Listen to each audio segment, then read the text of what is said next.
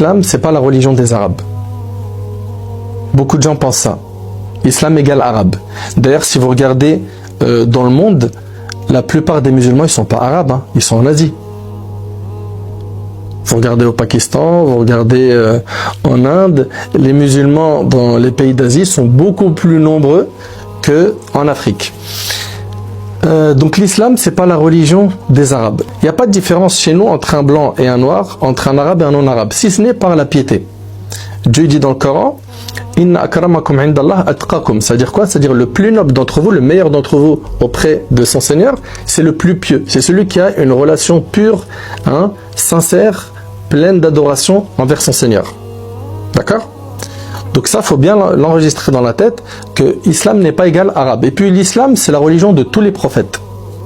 Parce que l'islam, ça veut dire soumission à Dieu. Et tous les prophètes étaient soumis à Dieu.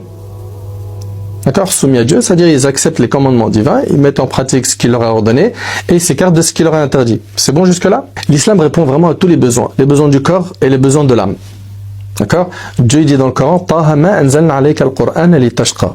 Taha, nous n'avons point fait descendre sur toi le Coran pour que tu sois malheureux. Le Coran, il n'est pas venu pour nous rendre malheureux, pour que ce soit un cocktail d'interdits comme certains le pensent, hein, qu'il n'y a que des choses interdites. Non, il y a beaucoup plus de choses autorisées que de choses interdites. Et rappelez-vous de ce point. Plus on va entendre parler de notre Seigneur, plus on va se sentir mieux à l'intérieur.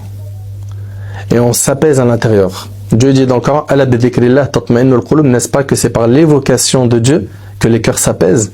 Donc plus on va entendre parler de notre Seigneur, d'Allah, plus on va s'apaiser. On va trouver la paix intérieure. Pourquoi? Parce qu'il y a un vide à l'intérieur qui ne se comble que par cette connexion avec qui? Avec le Créateur.